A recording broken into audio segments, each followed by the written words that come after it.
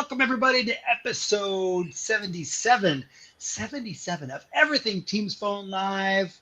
It's the same cast and crew from last Friday coming at you with some new information from the same crew last week. It's the second episode of our 5-episode series. Why are we doing 5 episodes or five episodes or five shows in a series? Why? Because it's how a large organization, how the fun park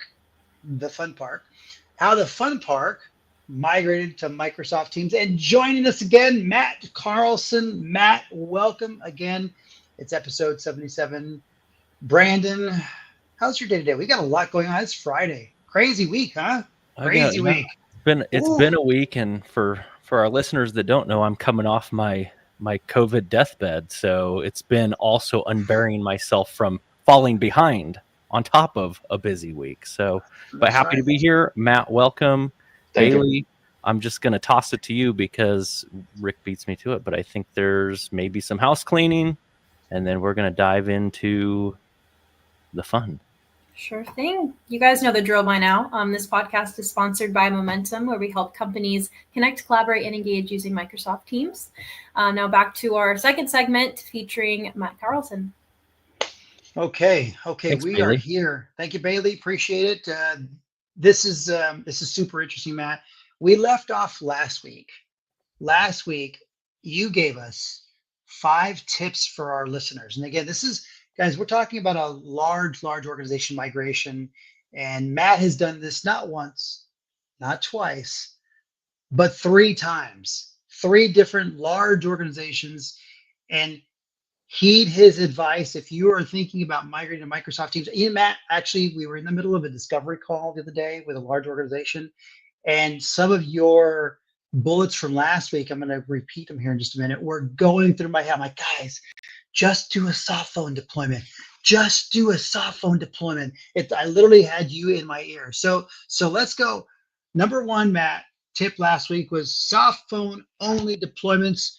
Focus on implementing the soft phone exclusively to streamline the deployment. That was a big one. And boy, that was chirping in my ear the entire time. Number 2, Brandon, do you have number 2 handy? I do. Get executive sponsorship. Make sure your executive team is behind it. They've approved it, and they're helping reinforce that direction so that when challenges come, you've got the executives to help drive that initiative. Man, that's so important. That's so important to have everybody on board and rowing in the same direction, right? Number 3 was team upskilling. Invest time in upskilling your team so they can effectively train others and share their knowledge during the transition.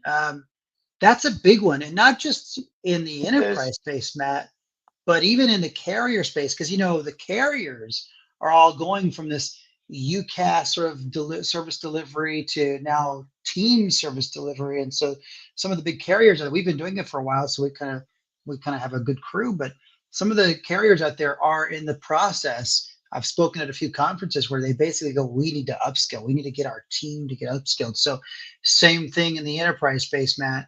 You've got to get your team upskilled, huh?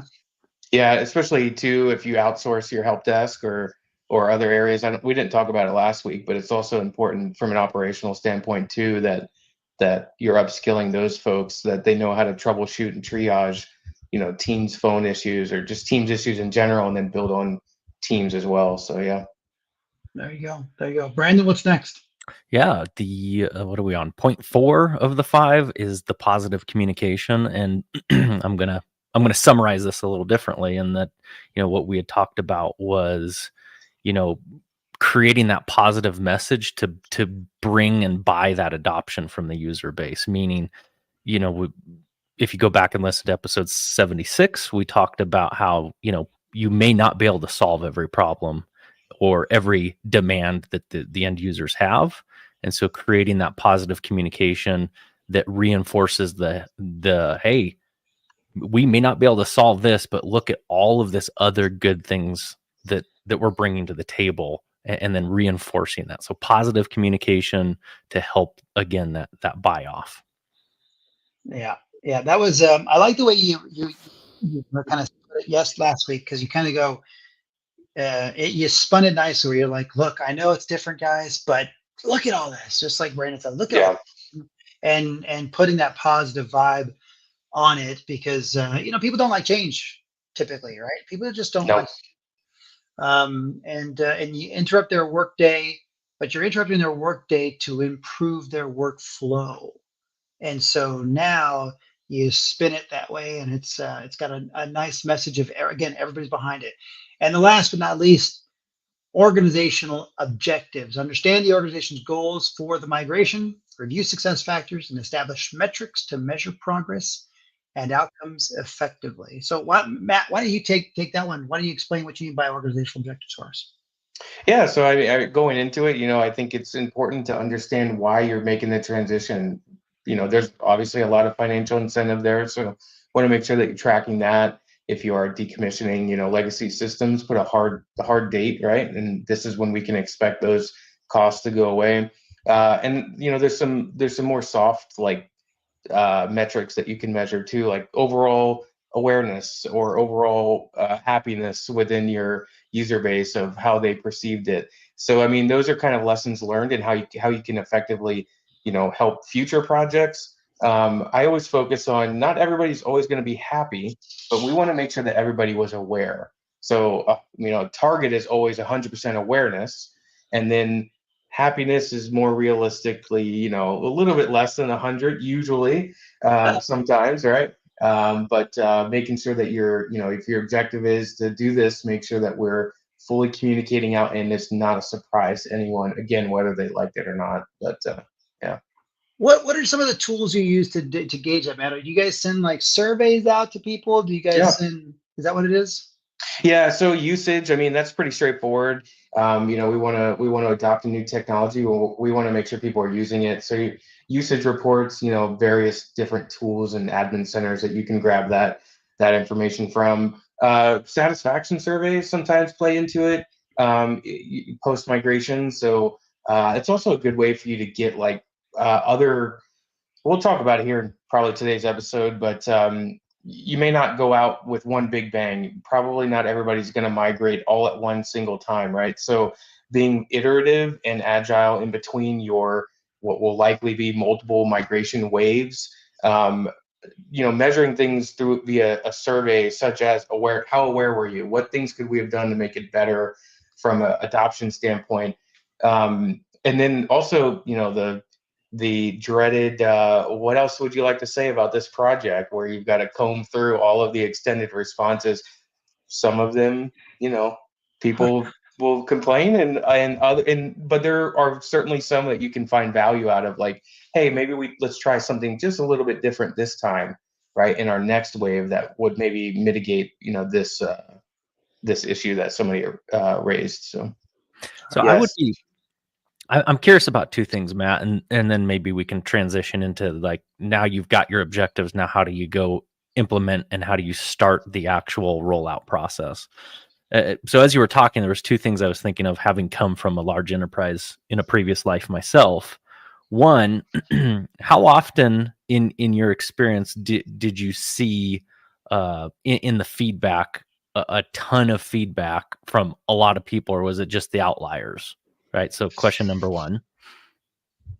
Okay. So for that one, yeah, you're going to get the extremes of both end are definitely going to be vocal, very happy and very dissatisfied. I typically don't expect a huge response rate with surveys like this. That's just to be expected. I mean, not everybody's going to take the time to, even if it's a 30-second, survey, 5 questions, whatever. Typically, maybe if I see something like a 30% response rate, I'm pretty happy. And I'll take that with a grain of salt, that, it's at least a decent sample size of the population.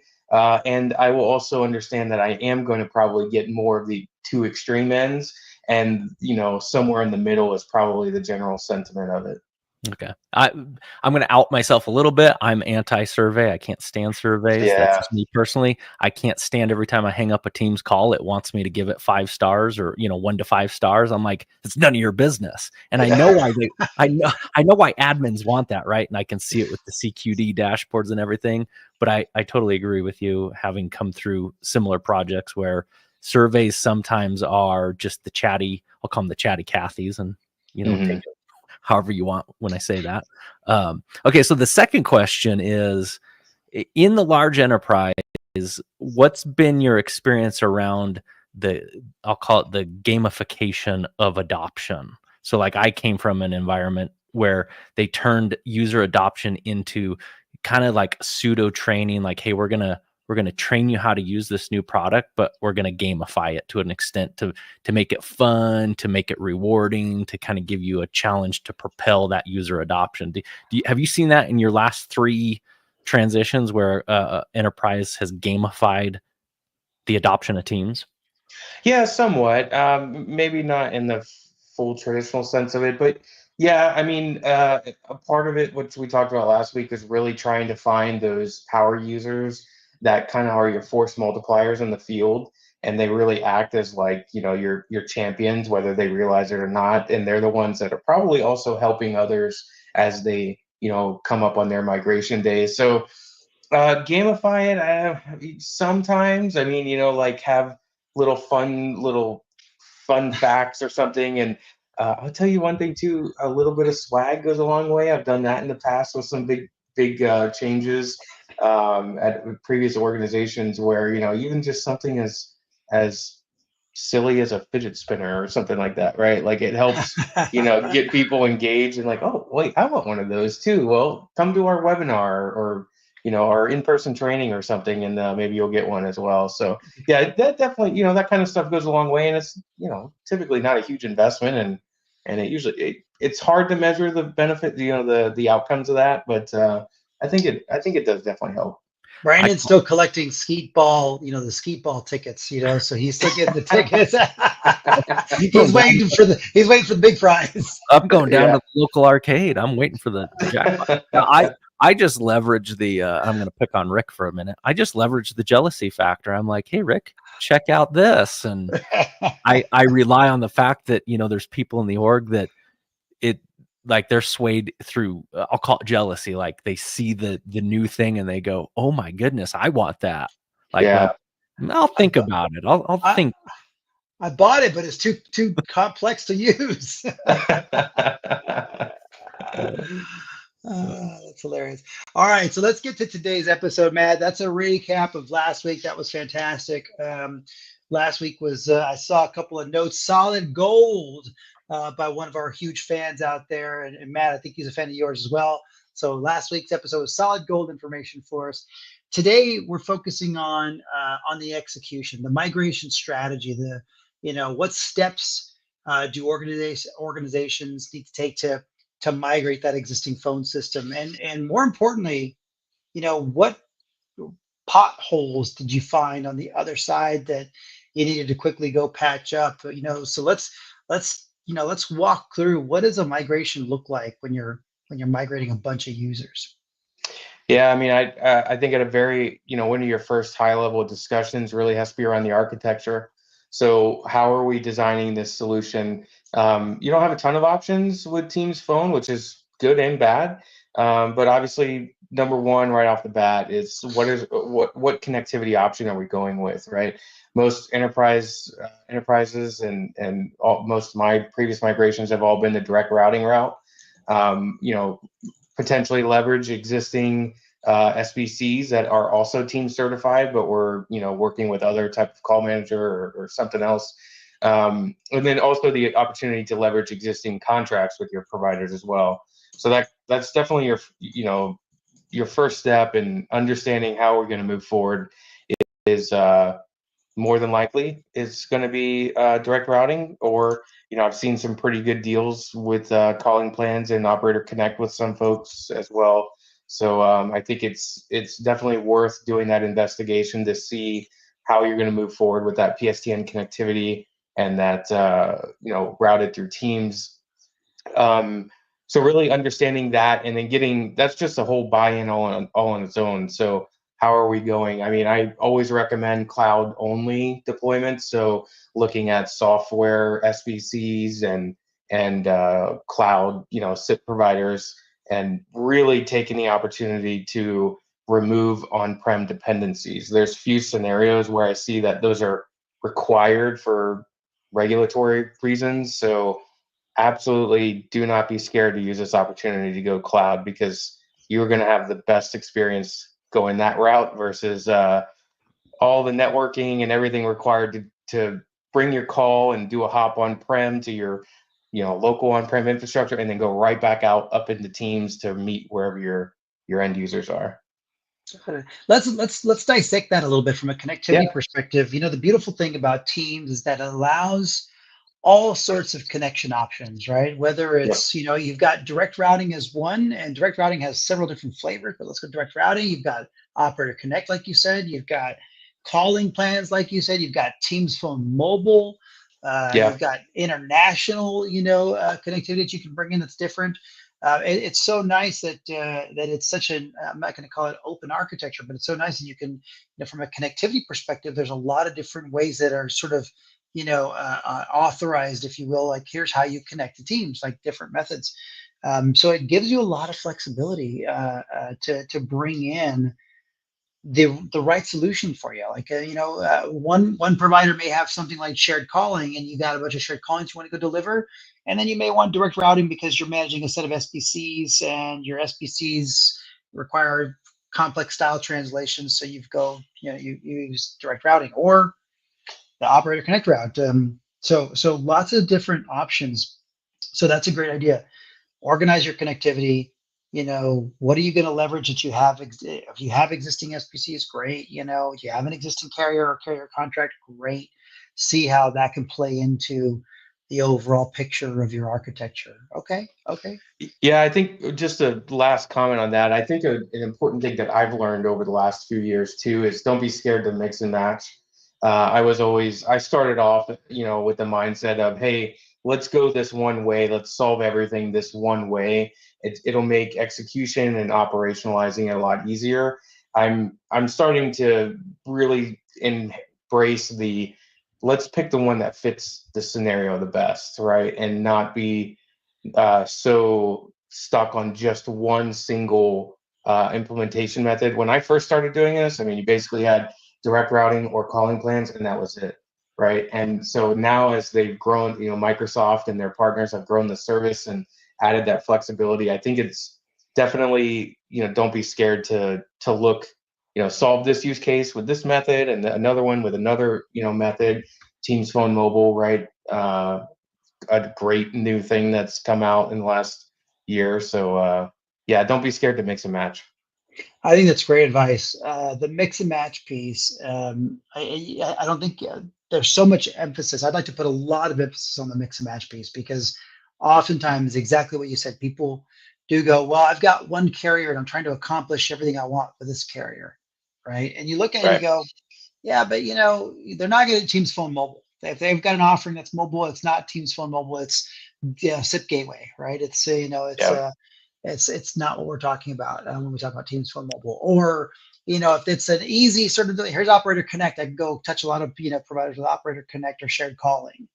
And then your Teams calling plans. If you've got, I saw Microsoft this past week, or maybe it was last week, launched pay-as-you-go international for some of their international locations, right? And you can have, the tenant doesn't have to be international based in that country. You could have a U.S. tenant, as an example, that's got a different country's calling plan, pay-as-you-go. So mixing and matching, good strategy there to accomplish that.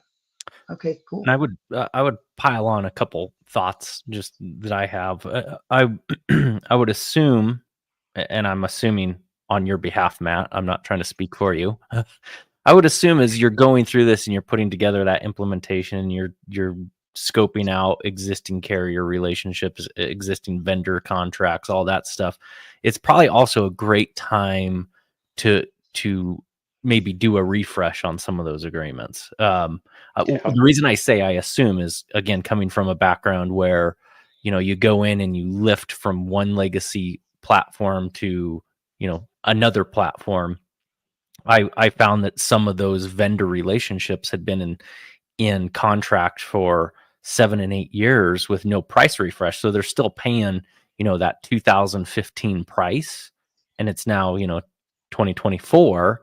and there's probably a lot of opportunity to bring in even, additional cost savings on top of what you might realize just by moving to teams in and of itself.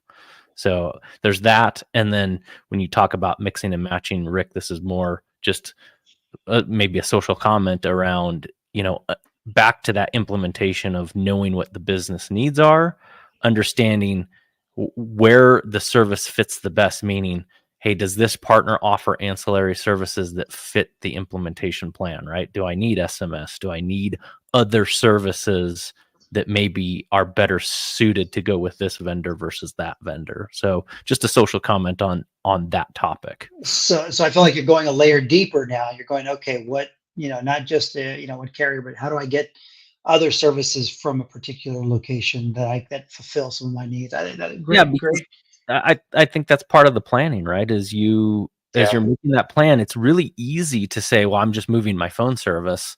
And if you miss the bigger picture of the planning and you're creating that implementation plan, you don't want to get way into this implementation and then realize, oh, I needed service X, and now I'm stuck in this contract, or I've wedged myself. And Rick, this, like, there's certain carriers out there that if all of a sudden you want SMS, that carrier, the underlying infrastructure doesn't support SMS, right? So it's really, really important, I think, as part of the implementation planning, to make sure that you don't just focus on the phone service, you focus on the business requirements that go with the phone service. Let me just make this statement too. For those vendors out there that have been managed by Brandon, I'm so sorry. It's true. It's true. Feel free to lodge your complaints with me. That's fine. There'll be a box, not a ballot box, but a complaint box. A complaint box. We'll leave that virtually at the end of the show. Okay.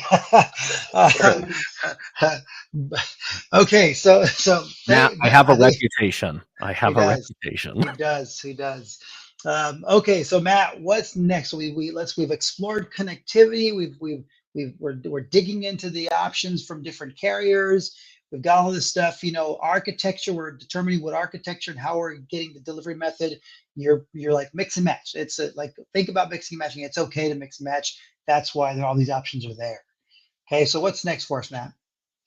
Yeah. So next is going to be really spinning up that proof concept, right? And taking it for a test drive within, your project team, your telecom engineers, architects, et cetera.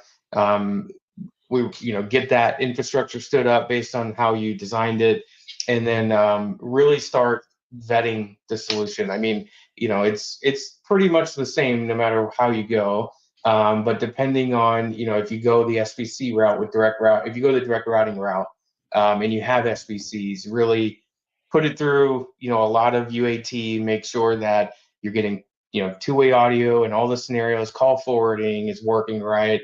Definitely dealt with a lot of issues there, and with SIP headers and whatnot.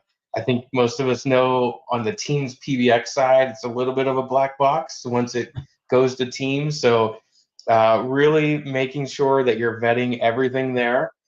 Things like E911, making sure all of that's working the way that you expect, and really just putting it through the ringer on the POC within the project team itself, I think is key. Because if, you get, into your second migration, and all of a sudden somebody brings up a scenario where it's like, why are they using it like that? Technically they can, and, maybe you didn't test for it, and now you realize it's something that requires some change, and then you just start to lose confidence in your user base. So I think the key here is, people who live and breathe telecom, they should know what these use cases are happening around their company, and making sure, I mean, the easy stuff, making and receiving calls, that's low hanging fruit. It's like these complex, weird routing things, or dialing normalization rules that maybe were set up a long time ago, and you've got to find out how they will work now, and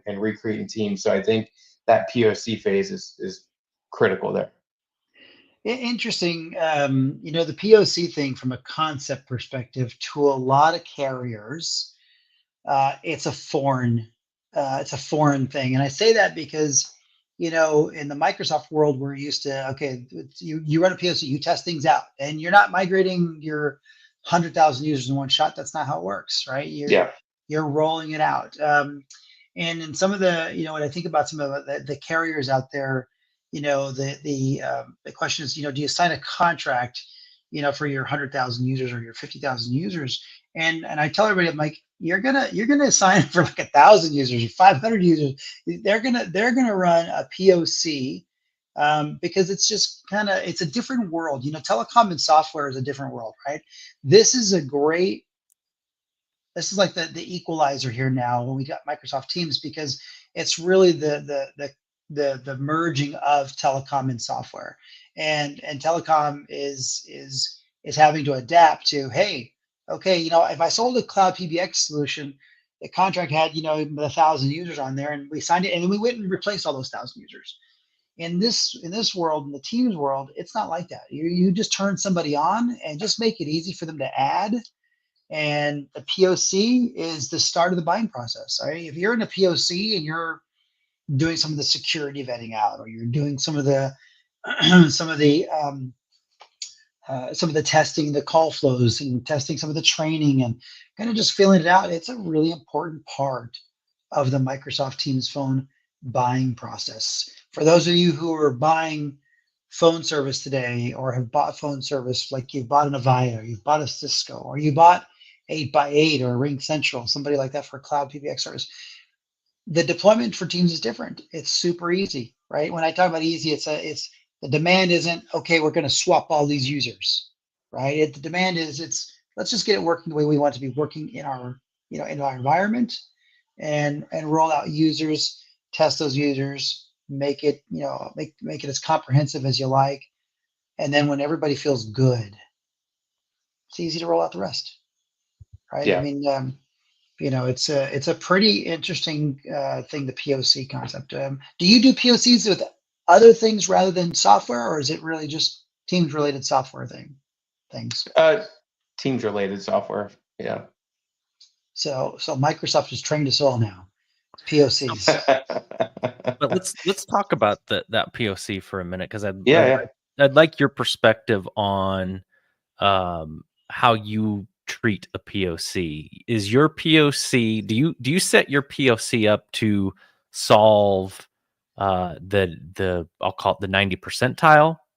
Like, you're just trying to prove, hey, 90%, or are you looking for, here's my edge cases, and I'm going to make sure that Teams can do the edge case before I go say, yep, here's the 90% I can go do? How do you approach that POC? Because I've got my opinion.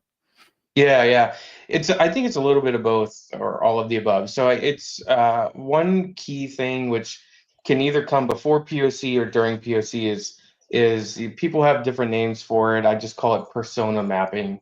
So really understanding all the personas that you have to solve for. You're going to have the primary, the 80% of your users are going to be in a couple personas: a standard soft phone user, an admin executive with a desk phone type, which is hopefully a much smaller percentage.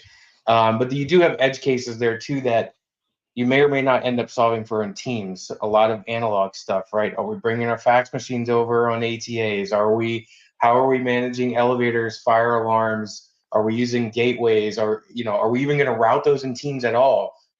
I'm kind of more on the side of, if it's just an analog gateway, stick it right to your SBC and call it a day, and maybe not even use, the gateway. But again, the gateway is, the SIP gateway is there for those scenarios. But I think it's a matter of, what are you solving for, right? And identifying those use cases is really big. The majority of them will be really easy to solve for. It's going to be those edge use cases that you're going to spend the most time on. And I think it's important to really trust your telecom engineers and architects that know the historical knowledge of why they were set up that way. Doesn't mean we have to do it the same way again, but man, I've run into some really complex, real technically deep use cases where we're just like, Oh my gosh, I don't even want to touch this, right? Because it's just so complicated, handling like fire alarms and, alarm panels and all that stuff. I mean, it gets really into the weeds, but I think it's important though, because like I said, you map those as their own persona. And then during that POC, you start to find out, okay, we can solve this with Team's voice, or we don't have to. We can just keep this as a dumb fire alarm and then route it to an ATA or a gateway, and then and call it a day there. So yeah, it's a little bit. I think the big chunks are easy, and then you end up spending a lot of your time on the smaller ones. Is how it And usually ends. Brandon, I before you get started, hold on. Before you get started, Brandon, it feels like we test all the really hard stuff. It seems like I want to see if you could do this because I knew I could configure it this way, and can it do this? And Brandon, what do you like? Go ahead. You probably do it more. Yeah, Rick, I feel like you're making fun of me because it goes back to the reputation. I've got the vendor reputation where I go straight to the weeds. I'm like, if you can't do this, then we're going to fight.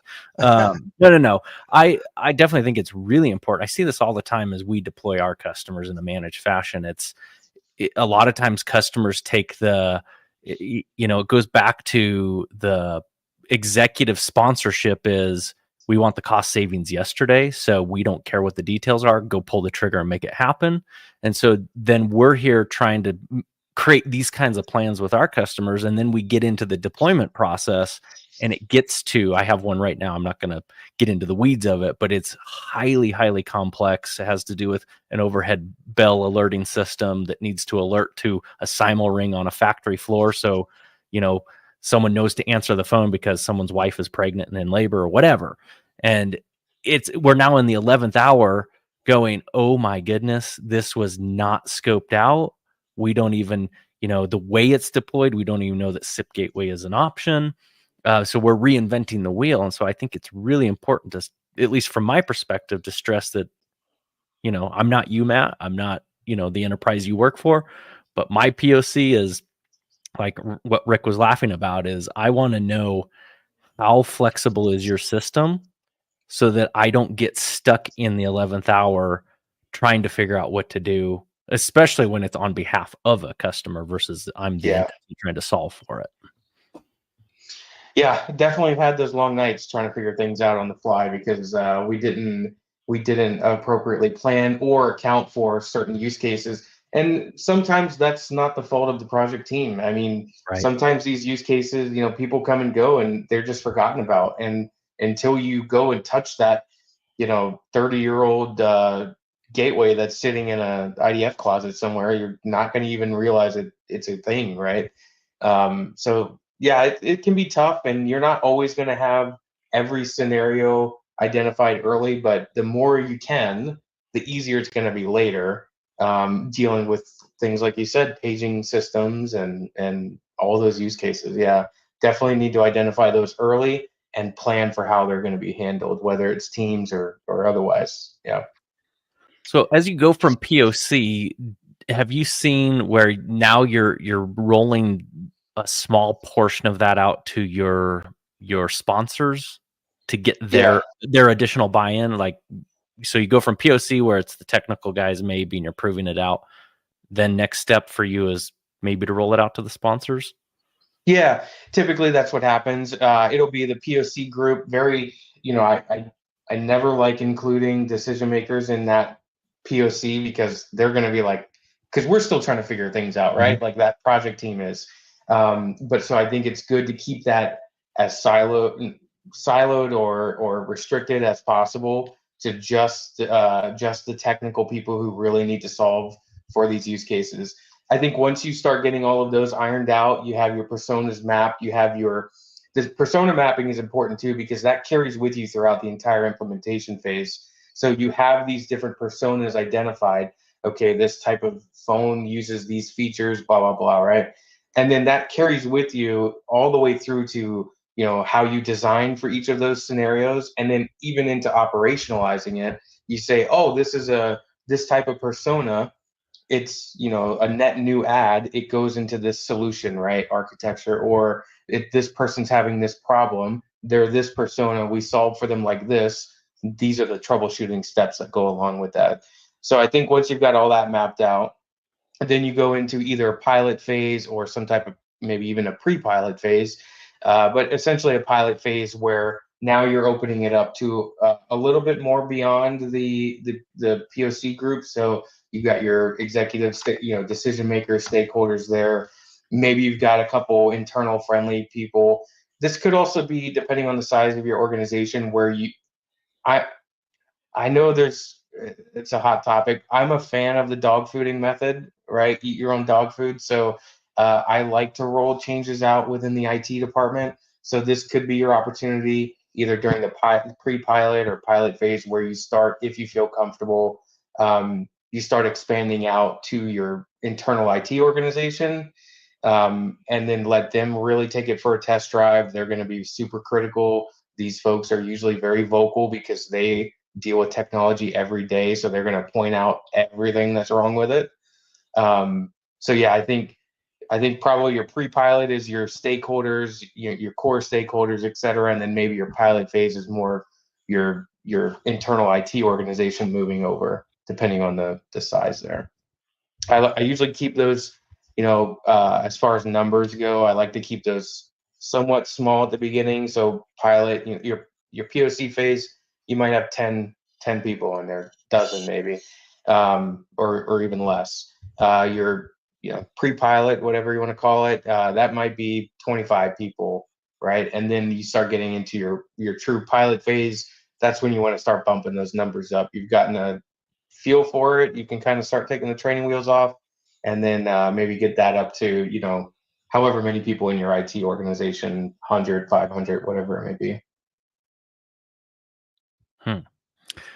It looks like we lost Rick. I thought he was in thought, and now I thought, there he is. Yeah. He's back. I thought he was getting ready to say something. He was all frozen. No, I just bounced for some reason. He's like, man, this is deep stuff. Matt, I could share some fun stories on, somehow getting a CEO of a publicly traded company somehow snuck in a backdoor of a POC program. Next thing you know, 3 a.m. our POC environment's down and he's screaming. Yeah. We're getting calls going, how is he in this program? And it doesn't matter at that point. And then it makes me think about, and I wanted to ask you this, our buddy, and I don't know if you know him, Jimmy Vaughn.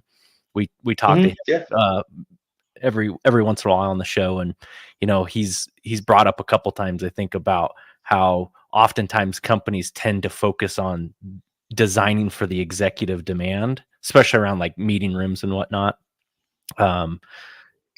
What's been your experience in the implementation process, going from POC maybe to pre-pilot, pilot, and production? How much influence are these executives putting on you that they want to be the first ones, or you got to give it to me, or you got to do this before, and they don't really care about the rest of the company. They're just doing their executive thing. Like, what's been your experience in that? Yeah, I mean, everybody knows it happens.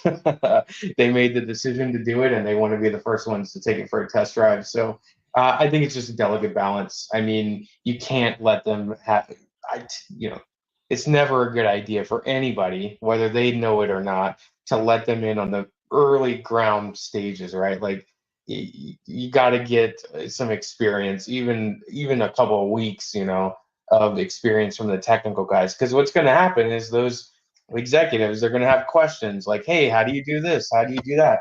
And guess what answer they do not want to hear? I don't know yet. No.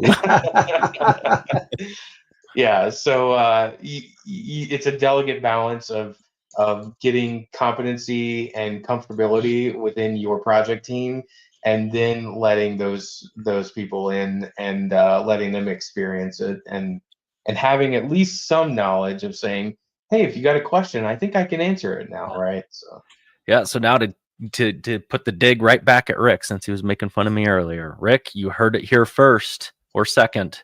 The next time you want it, you're gonna have to wait. Oh man.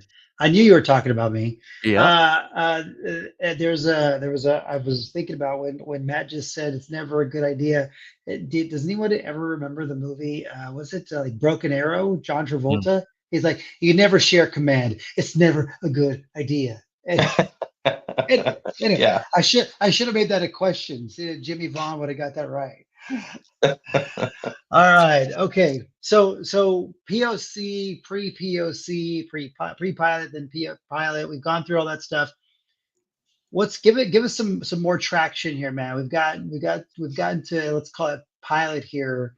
Like, what are we fixing at this point? Are you thinking like are things smooth sailing at this point? Typically, like you get through the pilot phase, let's just say, not POC but pilot.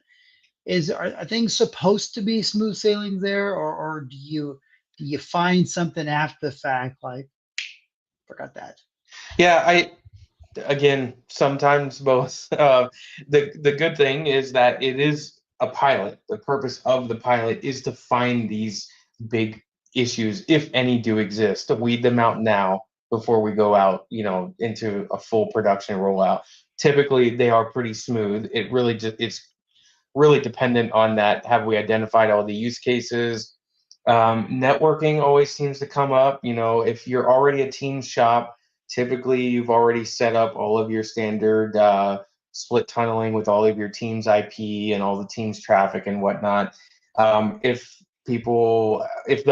all of those weren't, if that networking requirement wasn't done during your initial team's rollout, I've seen that come up to bite a little bit. So finding out, all of those scenarios where to an end user, it just is like, hey, my call wasn't that great. And it's like, well, let's dive into that a little bit more. Are you at home? Are you in the office? What network were you on? What device were you on? Right. So people are always going to be very highly sensitive to any little hiccups, even if it's not the fault of the service. So you tend to find those during the pilot. So sometimes you got to build a little bit of thick skin on that aspect of it and be comfortable saying, hey, like everything from our end checks out. Please, if you're at home, I mean, we all know how that goes, right? You're networking at home. It's not corporate managed, so it's kind of like as long as we can guarantee it to the last hop, it's on you, kind of. So yeah, I think it's been a mixture. Sometimes the big things will come up with networking that oh crap, we've got to solve for that. I think the good thing though, even though it sounds kind of repetitive of going through that POC, a pre-pilot, a pilot, it sounds repetitive. It's like, why don't we get it all done at once? Because the user base that we're solving those issues for is gradually growing, and we can identify them and have minimal impact before we get to a true full production. So if it's small things you're solving for, great, easy peasy.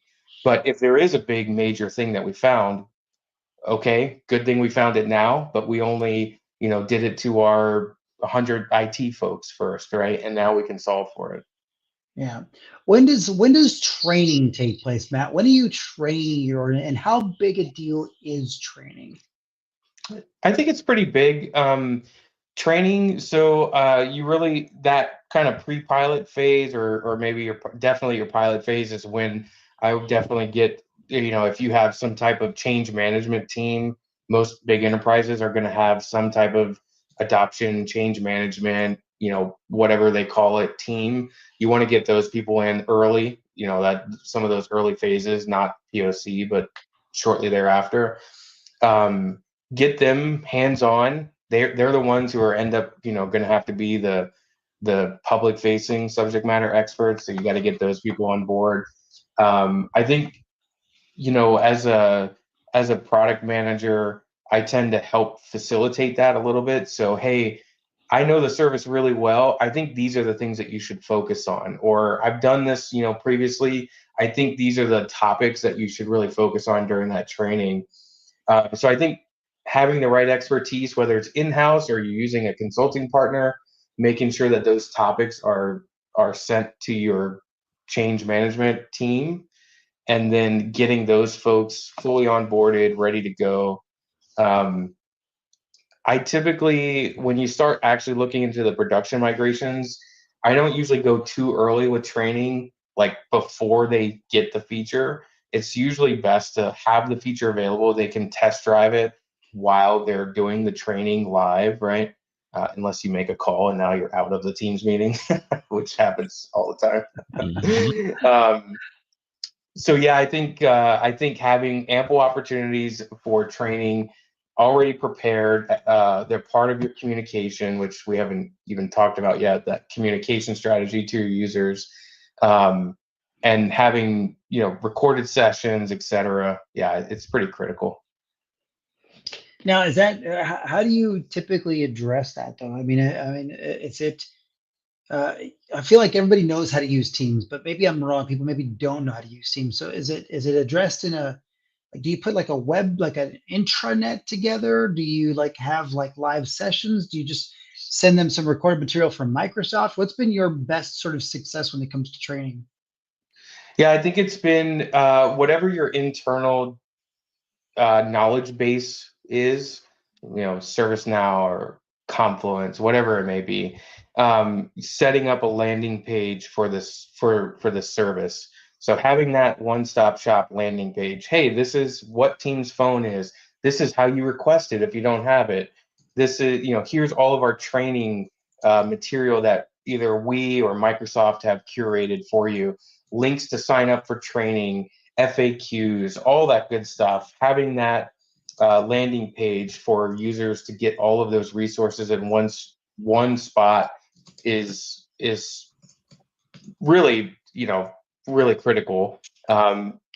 Give it a cool, you know, if you have the capability to do it, give it a cool, you know, a vanity URL, right? company.com/Teams phone or something, right? Like something easy for people to remember. Like those little things go a long way in making sure people, you know, Microsoft aka.ms, right? Like something easy to remember like that.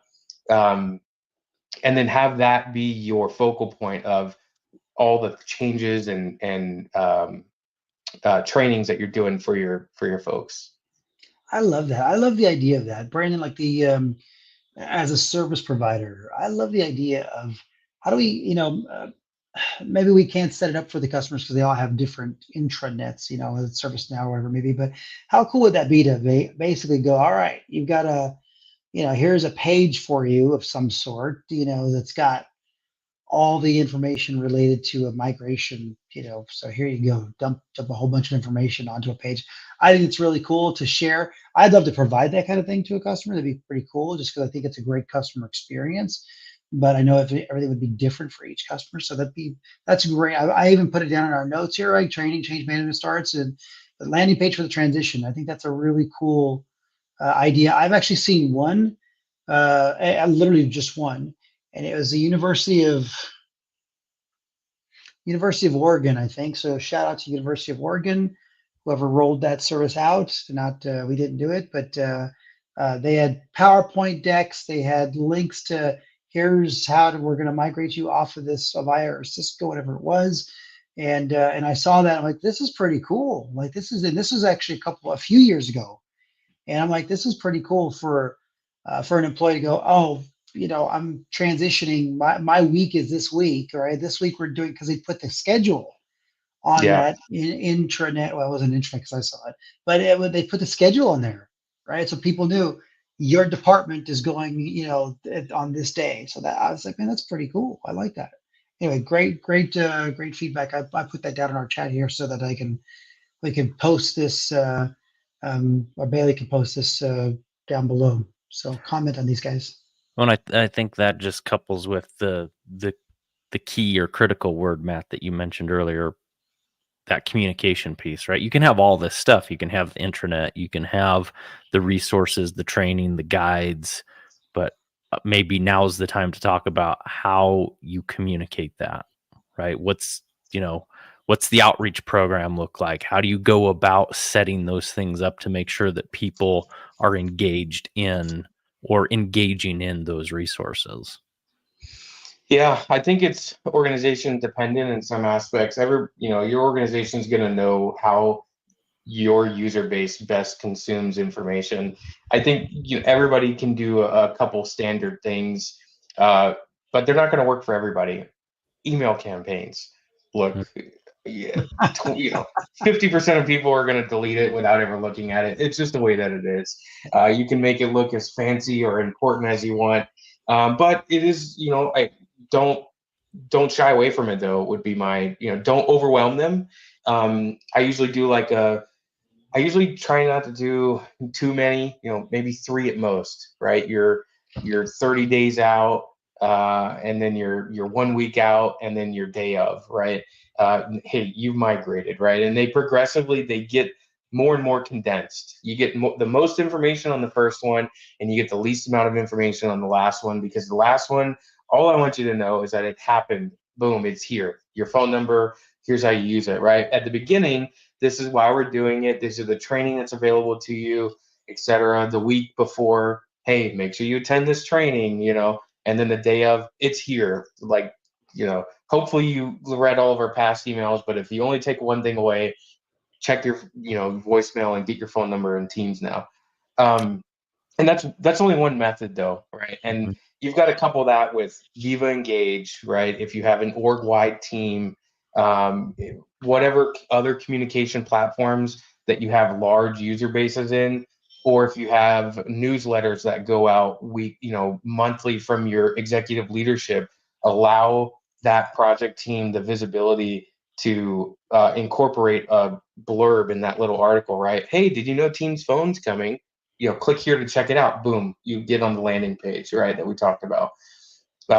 So I think you leverage more than just a couple, at least 3 or 4 different avenues. You got, each organization is going to know what works best for them. But phone is kind of that,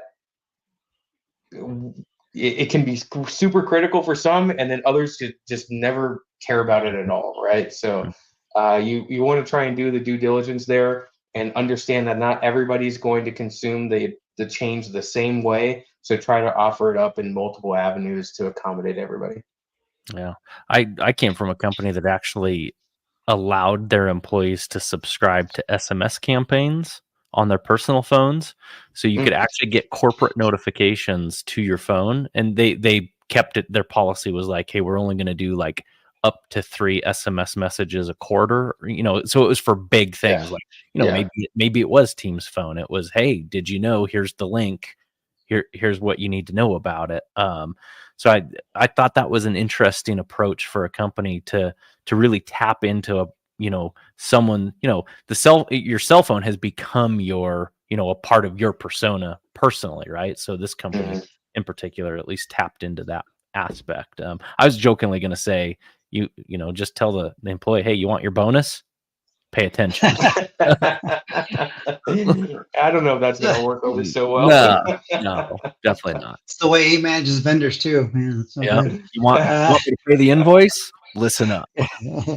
All right, so let's. I want to. Communication obviously is a big thing, but let me ask you: do you use specific tools? There's a couple things I'm curious about. So when you did your persona mapping, are there tools that you use for persona mapping? Do you use spreadsheets? Like if it's old school, like to do spreadsheets, I think I'd probably put a spreadsheet together myself. That's just me, but I'm kind of old school. So is there tools that you use to kind of organize what that looks like for your organization? I think initially during the, just the brain dump is whatever annotation software that your company uses, whether it's just Teams whiteboarding or something, something similar to that, some type of whiteboarding application. I think that helps get everybody into, get all your technical folks in a room and really start mapping that out. Just dump everything on the table and then start organizing it into categories that make sense for your organization, right? You're going to have your, again, like I said, soft phone users, soft phone with a desk phone. You'll have different scenarios. Start putting those all together. You'll start, I came from like a really traditional agile room, right? Or agile shop. So like literally everybody gets into a room and everybody gets a stack of sticky notes, and then you just start writing on the sticky notes and putting them up on the board. You can do that virtually now pretty easily. Do that. It seems childish, but it actually works, right? Because you start getting ideas, you start seeing patterns. where things fit together. So do something like that. I think it's definitely helpful. I think the end result, that's just a way to get all of the data dumped and start recognizing patterns and buckets. I think then it ultimately translates into some type of more formal document. Could be a PowerPoint, it could be an Excel document, something where you can start organizing and comparing between the different, you go on the websites now and compare services, right? And they have this nice little table, and you scroll down and it has check boxes for each, you got your columns of your personas, and you got check boxes on the left that kind of go down. I think you can do something similar, whatever format works best for you. But I think getting that agreed upon by everybody is critical, and then that's something you can always go back to, right? If there's a discrepancy or a disagreement about how we're managing something, hey, you know what? Go pull up the document, and this is going to point us to our North Star, right? So. All right.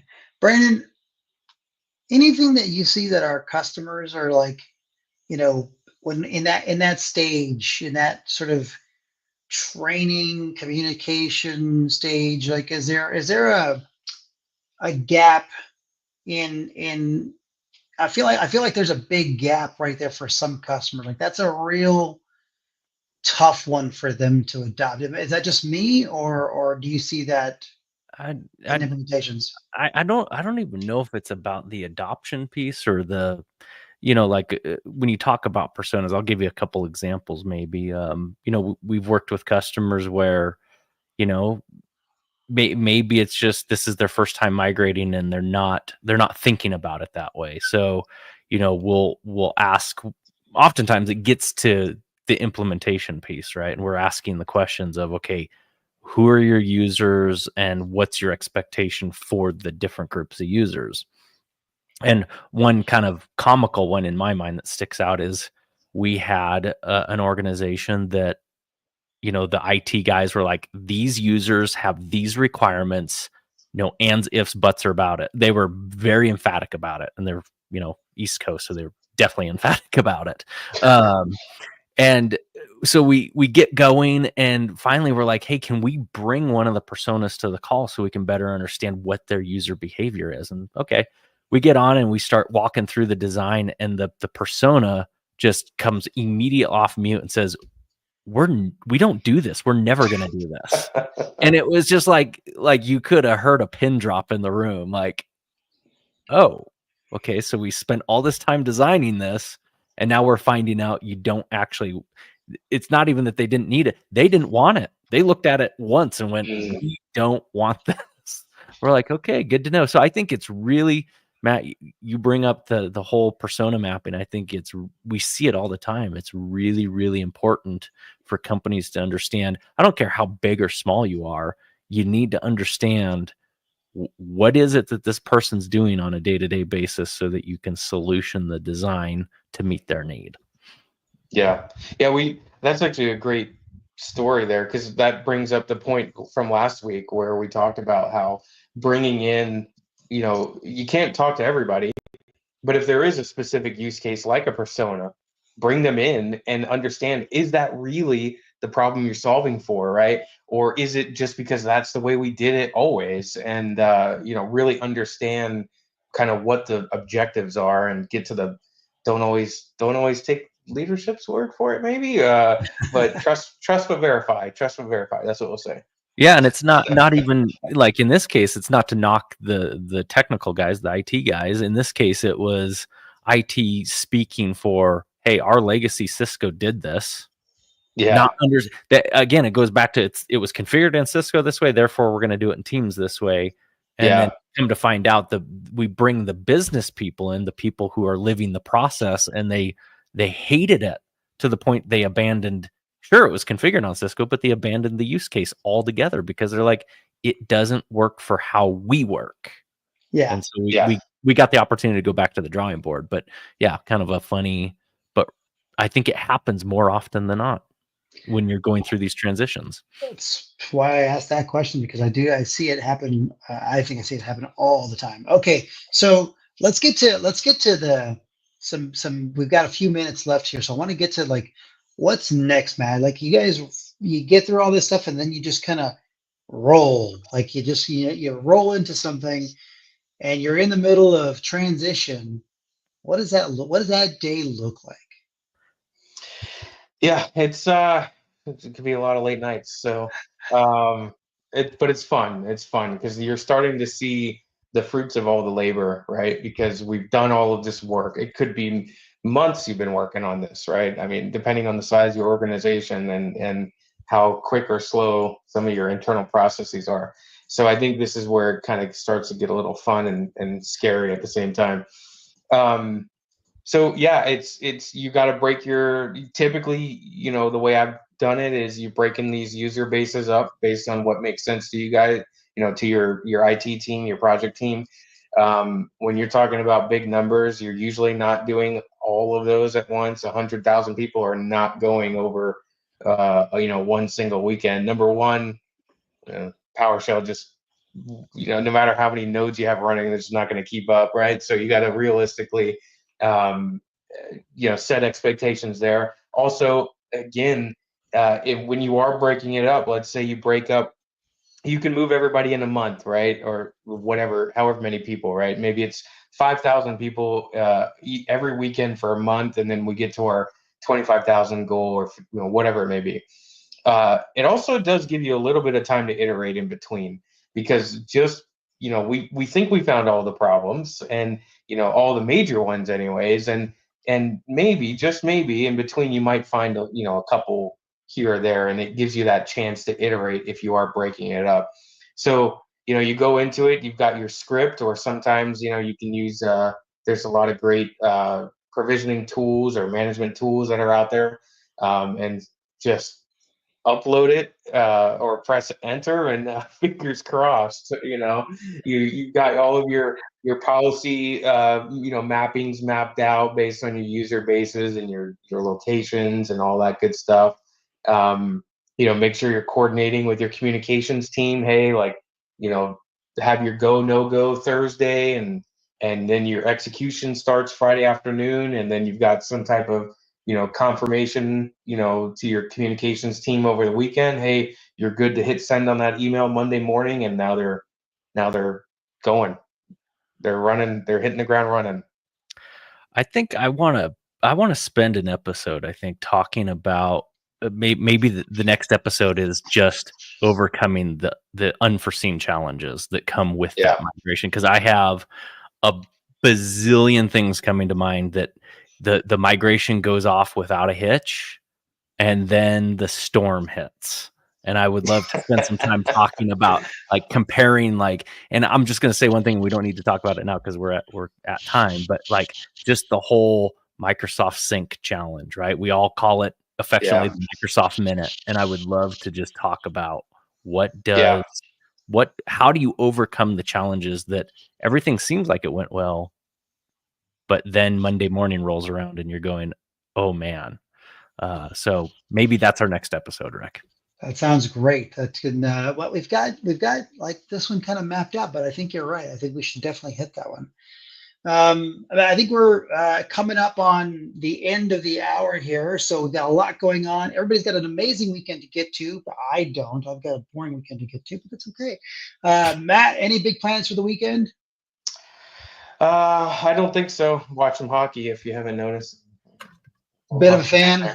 Bit of a fan. I was going to make a comment earlier that if someday you end up at another enterprise doing another major migration, that's like a 4-sweep, which would make you a Stanley Cup winner, right? Because that would make me a Stanley Cup winner. Yeah. We're going to have to give you a little banner if that day happens, like the Microsoft Teams Cup champion. Every now and then Brandon's good for a joke. Every now and then he's good for one. It's an observation. You hit that one there. Pretty good. Well done. Well, listen, that's the end of episode 77. Matt Carlson, that's number 2 for us. There's a lot to go through when you're migrating a massive organization. The Fun Park is we're excited that you're with us, Matt, from the Fun Park, and helping us explore how you've migrated all these organizations. I think some of my Microsoft friends have said you're a legend in in their minds because you've done so many big migrations. Like you stand apart from a lot of the folks out there, except for some of the consultants, let's just say, who did all day long, right? That sort of thing. But as an enterprise guy, you've done more probably than everybody else. So from a seat count perspective. So Matt, thanks for joining us on episode 2 of this series. We're going to catch you next week on the 3rd episode, where we're going to walk through like, okay, we've done this, man. Let's go do this. I'm not even going to say what it is. Bailey's got the type up. Bailey's got the write up. She's going to post that. Don't want to give everybody too much of a heads up, but Matt, thanks for having us again. Brandon, take us out, buddy. Well, I wish I had the button to take us out. I think that's on Bailey, but everyone have a great weekend. Bailey, hit the button.